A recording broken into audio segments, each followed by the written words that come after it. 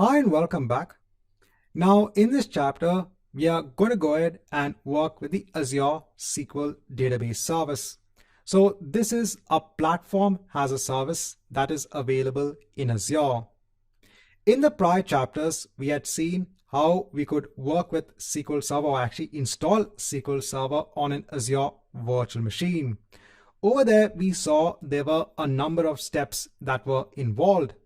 But in a platform as a service, the underlying virtual machine is completely managed by Azure. You don't have to go ahead and create a virtual machine. You don't even have to install the database software. Everything is managed for you. So let's go ahead and create an instance of an Azure SQL database. So in all resources, let me go ahead and click on add. So over here, let me go ahead and choose SQL database. So as always, let me go ahead and choose an existing resource group.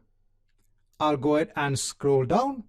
So this wizard is going to go ahead and create two resources. It's going to go ahead and create a database server. So remember, your database server is actually lying on an underlying virtual machine. But I said that that infrastructure will be managed by the service itself. So it's going to go ahead and create a database server, a SQL database server.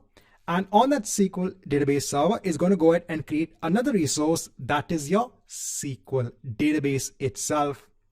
So remember, in one of our earlier steps, when we went ahead and installed SQL Server on an Azure virtual machine, over here, we had gone ahead and completed the first step, and that was to go ahead and create a SQL database server. The next step is to go ahead and create a SQL database on the server itself. And for that, I said you could go ahead and right click on databases and you can go ahead and create a new database. But in Azure SQL database, this database also is completely managed by the service itself. That is why we can go ahead and create it as a separate resource in Azure. So over here, let me go ahead and give a simple name for the database. Over here, you can see some of the constraints in terms of the database name. Then we have to go ahead and hit on create new to just specify some of the details of the SQL database server that will be used for hosting our SQL database. So you have to go ahead and ensure that you enter a unique server name. So I'm trying to enter a unique server name. It's saying it's already being used. So now it's fine. Now I have to go ahead and enter the server admin login. So you can go ahead and use these credentials not to log into the virtual machine. Remember, you can't log into the virtual machine which is hosting this database server. Remember, this is a platform as a service. In a platform as a service, the underlying machines are managed by Azure. That means a database administrator can't log into the virtual machine. They can only log into the database server using SQL Server Management Studio or any other tools that are available. So for logging into the SQL database server, over here, you'll go ahead and mention the server admin login details. So I'll go ahead and just enter some simple details. Please ensure to match the constraints of the password. Please ensure to remember what is the password you're entering, because you're going to go ahead and use this password to log into the SQL database server. I'll go ahead and hit on OK. Now I'll go on to the compute and storage section. So there are different ways you get charged for this particular service. So if I go on to configure database over here, so by default, it's actually going on to the section of general purpose.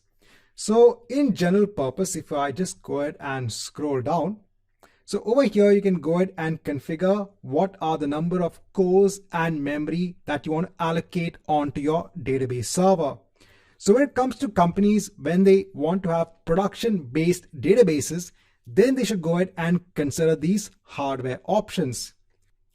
So if I go ahead and scroll down, so over here you can decide what is the number of vCores that you want to assign on to the database server. You can see you can go up to 80 vCores, and also over here you can go up to 1 terabytes.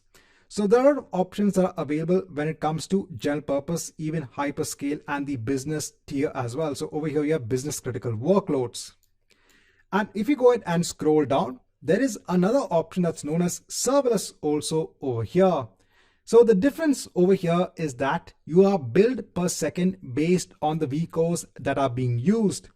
And over here in the serverless model, there is another benefit as well. So if I go ahead and scroll down, if there is no activity on the database itself, the database will actually be paused.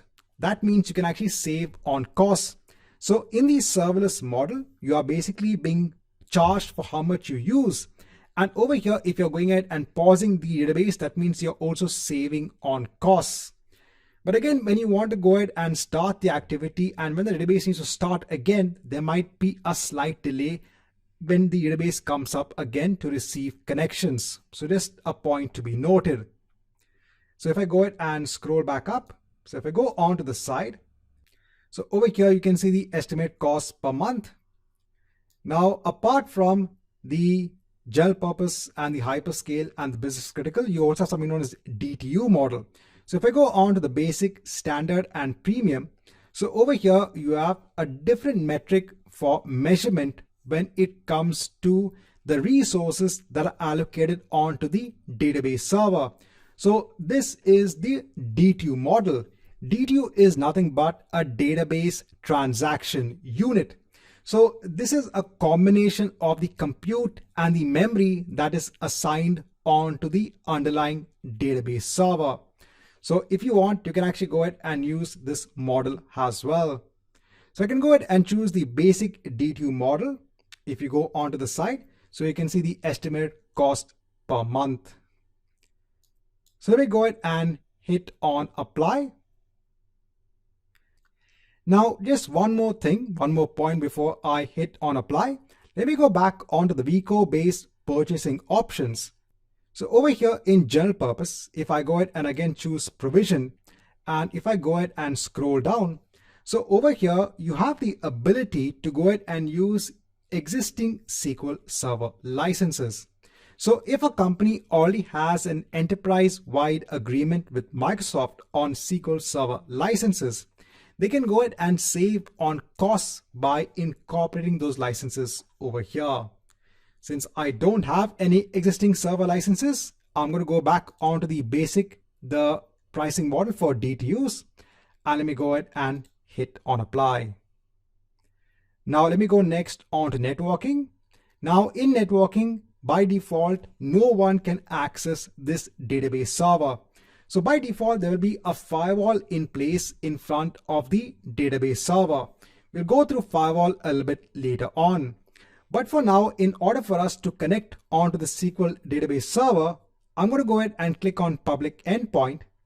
And in the firewall rules, I'm going to say, please add the current client IP address. Let me go ahead and hit on yes. I'll go on to additional settings. I'll leave everything as it is. Let me go on tags. Let me go on to review and create. And let me go ahead and hit on create. So remember, this wizard is going to go ahead and create two resources. One is a SQL database server and the other is a SQL database. This might take around 5 minutes. Let's come back once we have the resources in place. Now, once you have the SQL server in place and the SQL database, you can go ahead on to the resource. So over here, you can see the server name. So this is your database, DemoDB. So we can go ahead and copy the server name onto the clipboard. We can go on to SQL Server Management Studio, and let's go ahead and establish another connection. So I'll go ahead and hit on connect database engine. Over here, let me go ahead and put that server name.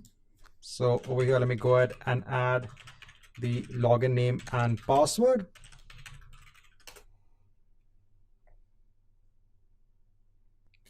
And now you can see we are connecting on to the database server. and if we go ahead and expand the databases, we'll have a database in place known as DemoDB.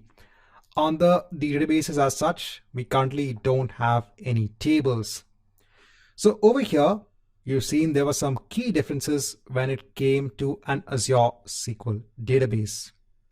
Right, so this marks the end of this chapter.